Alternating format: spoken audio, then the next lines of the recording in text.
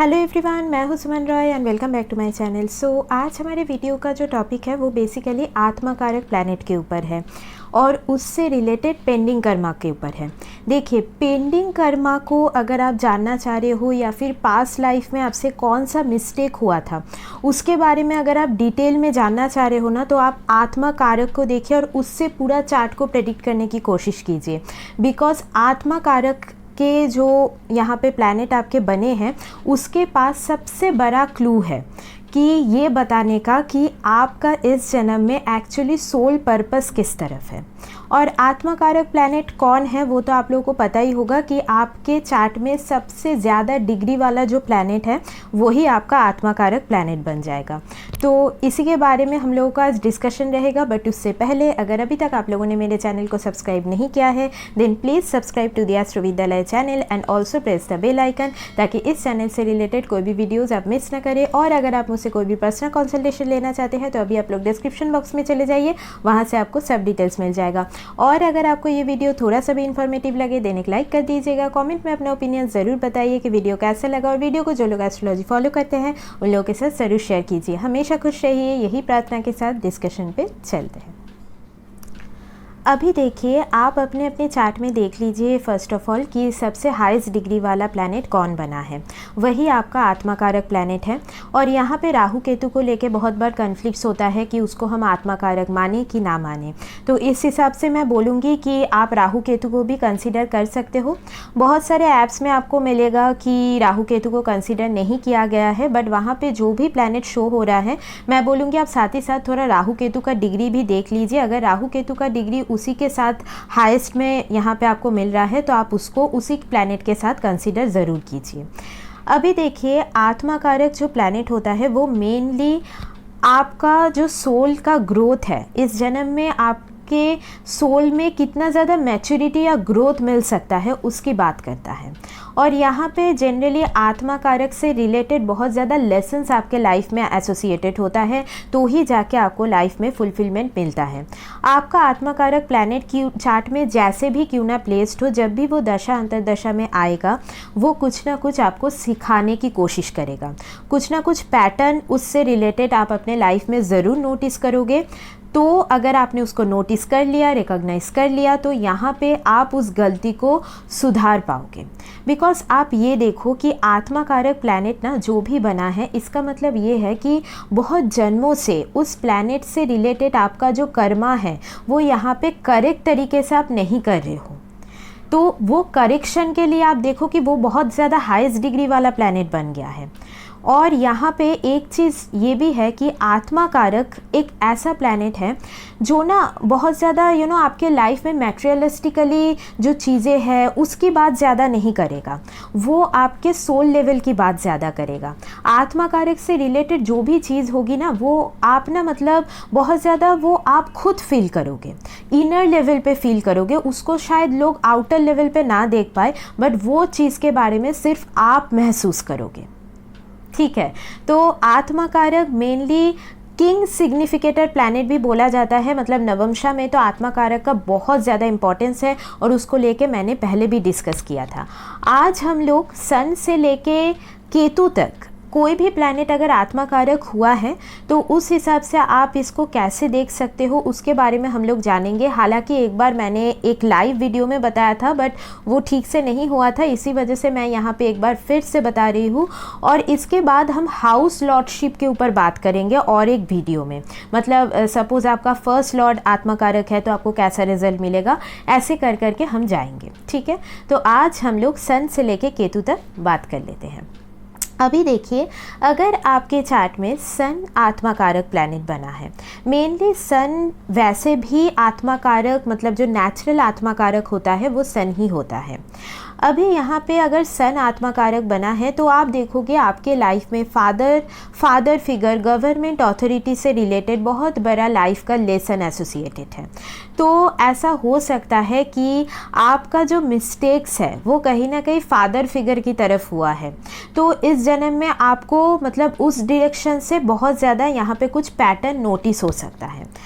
आपको इस जन्म में मेनली अपना जो ईगो है उसके ऊपर काम करने की ज़रूरत है। देखिए, दो चीज़ होता है, self respect, ego, confidence, over confidence. तो आपको जो नेगेटिव जो चीज़ है, जैसे ईगो हो गया, ओवर कॉन्फिडेंस हो गया, उसको यहाँ पे कट डाउन करने की ज़रूरत है और जितना हो सके काइंड हार्टेड बनने की ज़रूरत है।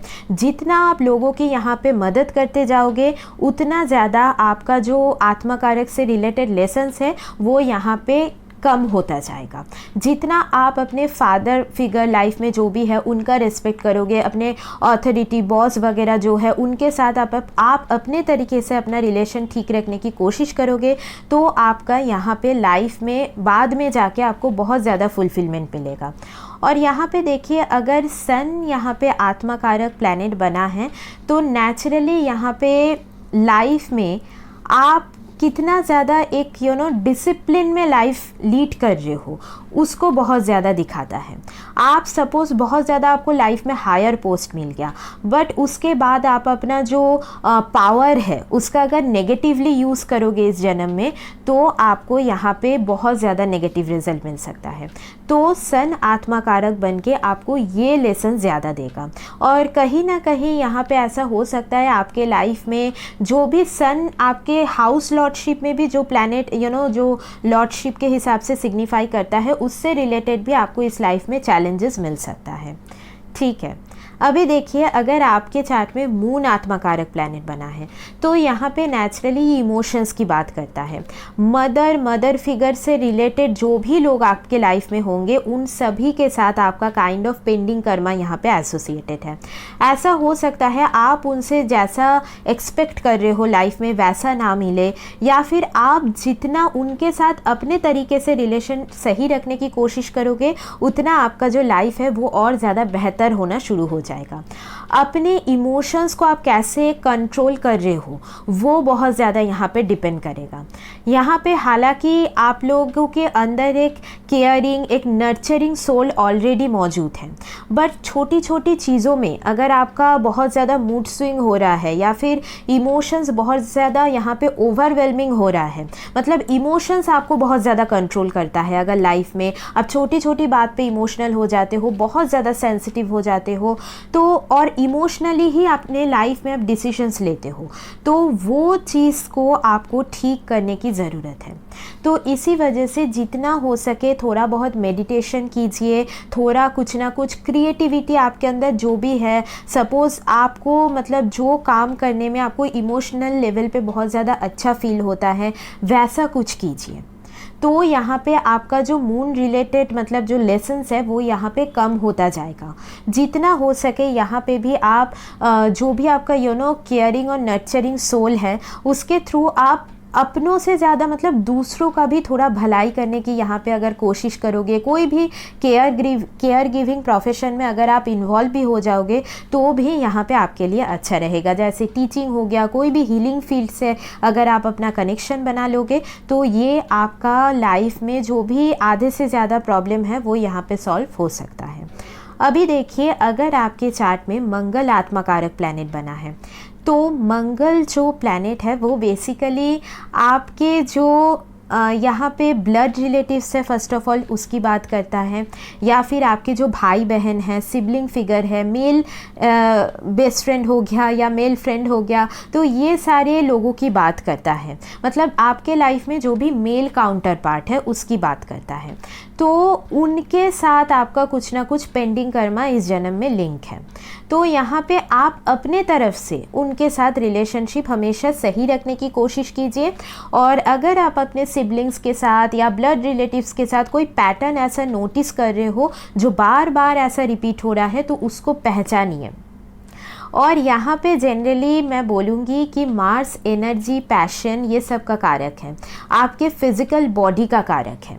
तो इस जन्म में जितना हो सके अपने फिज़िकल बॉडी का बहुत ज़्यादा केयर कीजिए और थोड़ा बहुत फिज़िकल एक्सरसाइज कीजिए। अपने एंगर और एग्रेशन को आप कैसे कंट्रोल करके आगे बढ़ रहे हो वो ही आपके लाइफ का सबसे ज़्यादा बड़ा लेसन इस जन्म में है। और यहाँ पे देखिए, आप आपके अंदर जो पैशन है, एनर्जी है, उसका जो फ्लो है ना, वो आपका किस डायरेक्शन में जा रहा है, तो वो बहुत ज़्यादा मैटर करेगा इस जन्म में। आपका मतलब मंगल जब आत्मा कारक बन जाता है तो जनरली ये लोग, मैंने देखा है, स्ट्रेट फॉरवर्ड होते हैं और लाइक इनके अंदर ना एक प्रोटेक्टिव ऑरा भी रहता है, बिकॉज मंगल हमेशा एग्रेशन को शो नहीं करता, मंगल एक सोल्जर भी है, तो एक protective aura towards their blood relatives या फिर सिबलिंग्स के तरफ भी होता है कई बार।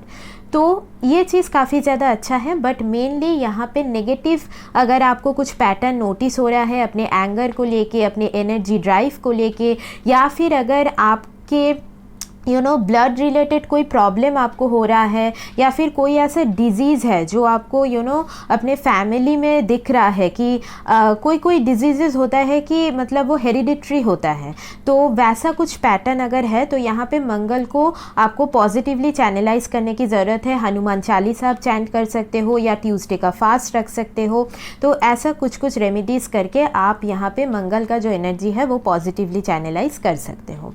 अभी अगर देखिए यहाँ पे आपका वेनस आत्माकारक प्लैनेट बन गया है, तो वेनस अगर आत्माकारक बना है तो जनरली ये बहुत बड़ा एक कार्मिक लेसन एसोसिएट हो जाता है आपके लव पार्टनर्स के साथ, मैरिज के साथ, और यहाँ पे जनरली आपके लाइफ में जो भी फीमेल फिगर्स हैं उनके साथ।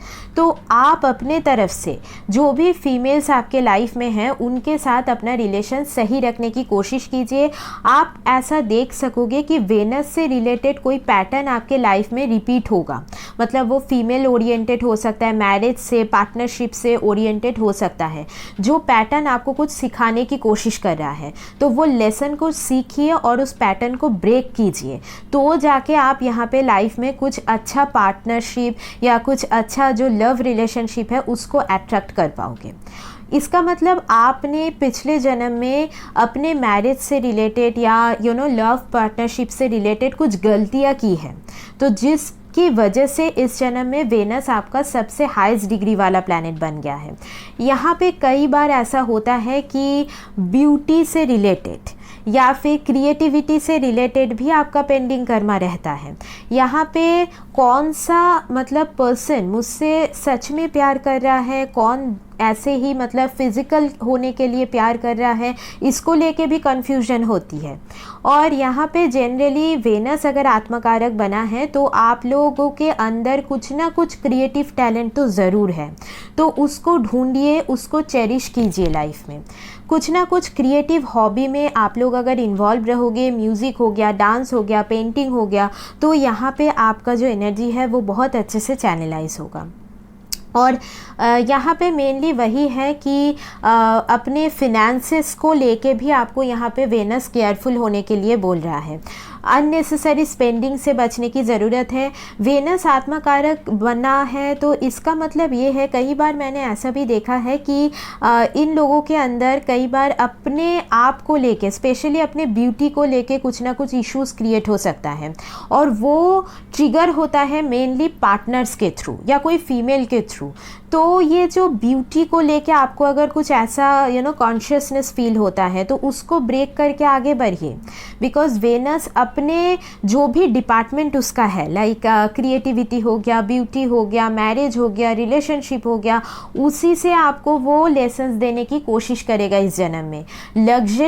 लग्जरी को आप कैसे यूज़ कर रहे हो, लग्जरी बहुत सारा आ गया आपके लाइफ में, तो आप उसको कैसे यूज़ कर रहे हो, मतलब उसकी वजह से आपके वो पर्सनैलिटी में क्या पॉजिटिव चेंज आ रहा है, मतलब आप और ज़्यादा केयरिंग हो रहे हो, गिविंग हो रहे हो लव में। देखिए वेनस अगर आत्मकारक बना है ना तो you should be more giving in love.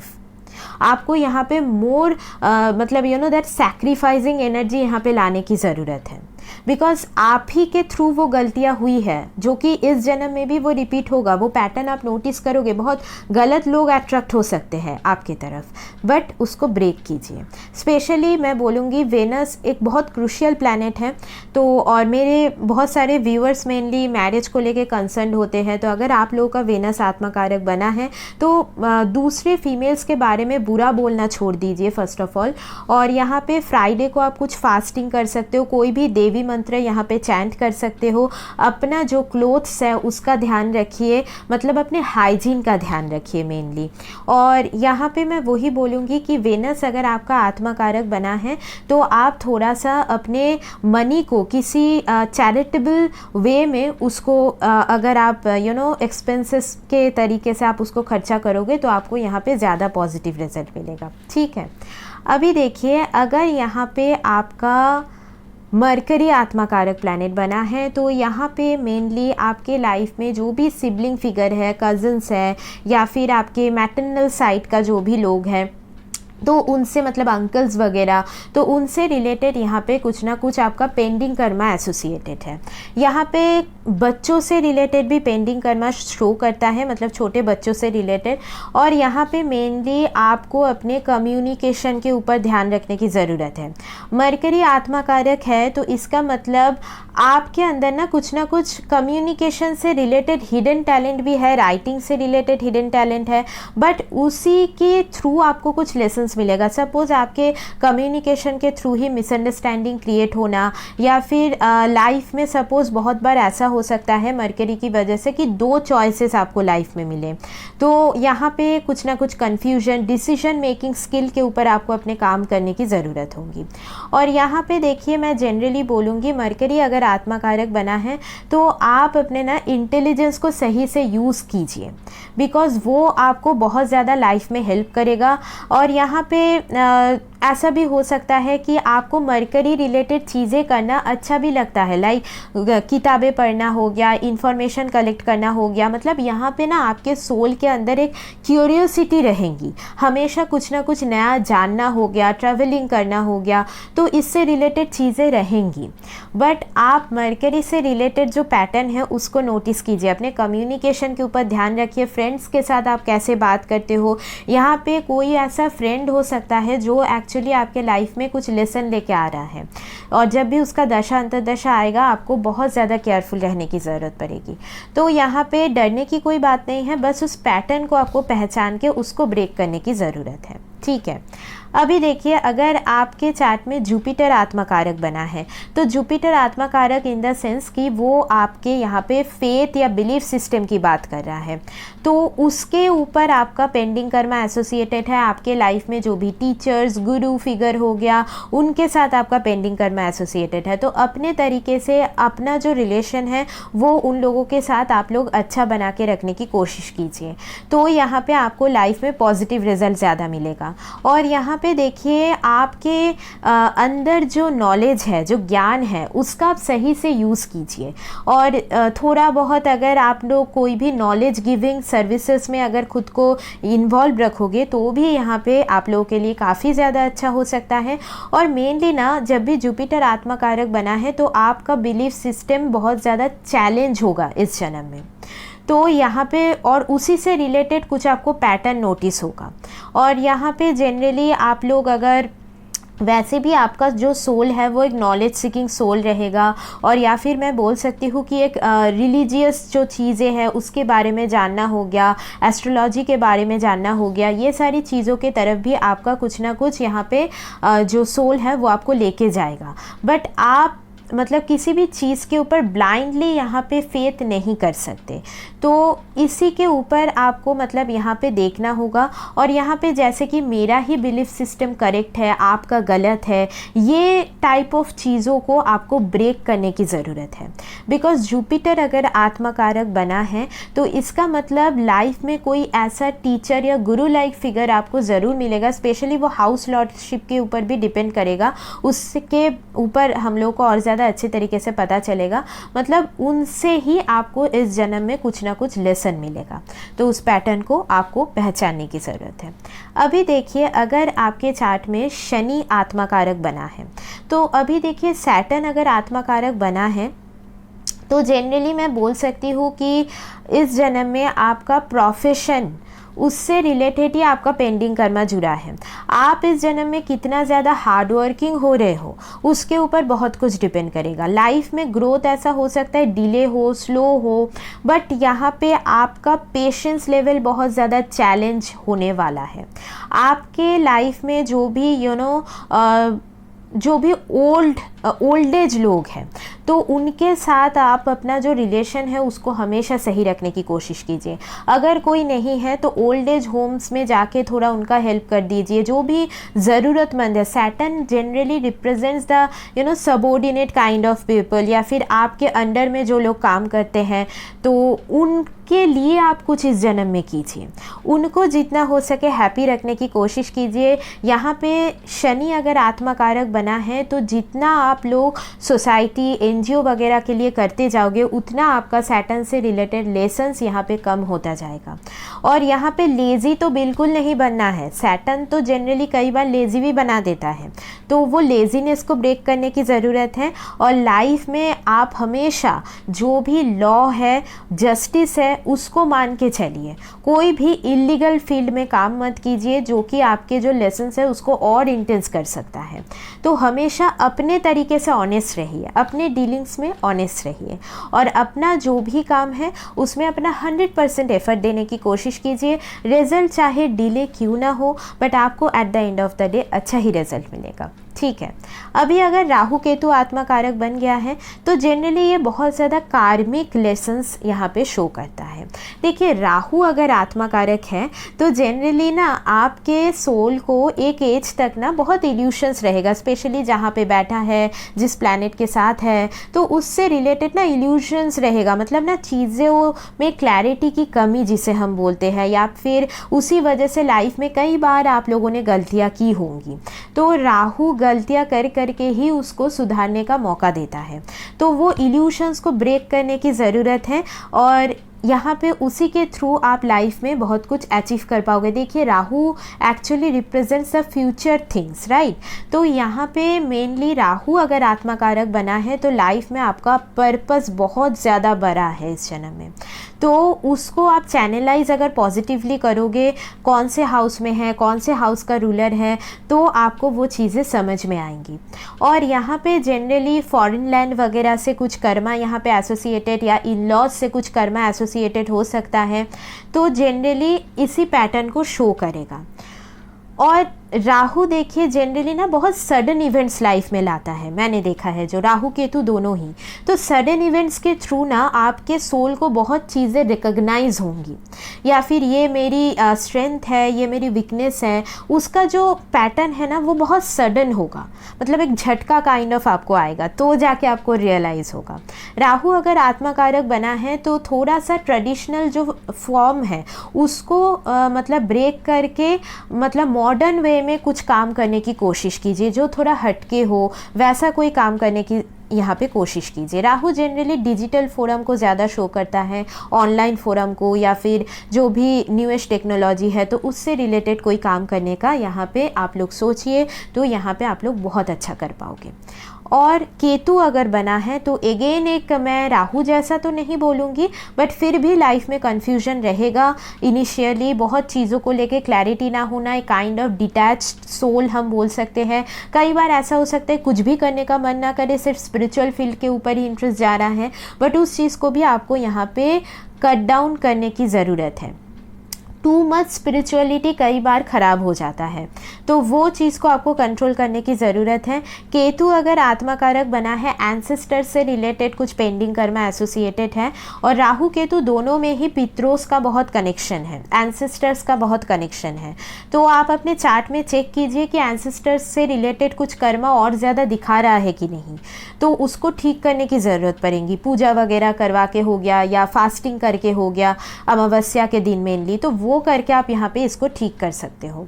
और केतु आत्मा कारक बना है, मतलब रिसर्च ओरिएंटेड सोल है, तो जितना हो सके कोई भी रिसर्च रिलेटेड चीज़ों के ऊपर अपने आप को इन्वॉल्व रखिए, अपने माइंड को वहाँ पे इन्वॉल्व रखिए। इंट्यूशन बहुत स्ट्रांग है आपका, उसको फॉलो कीजिए, गट फीलिंग को अवॉइड मत कीजिए, तो जाके आपको लाइफ में बहुत ज़्यादा क्लैरिटी मिल जाएंगी।